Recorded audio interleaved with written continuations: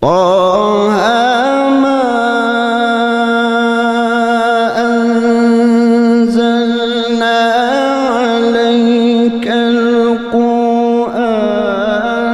لتشقى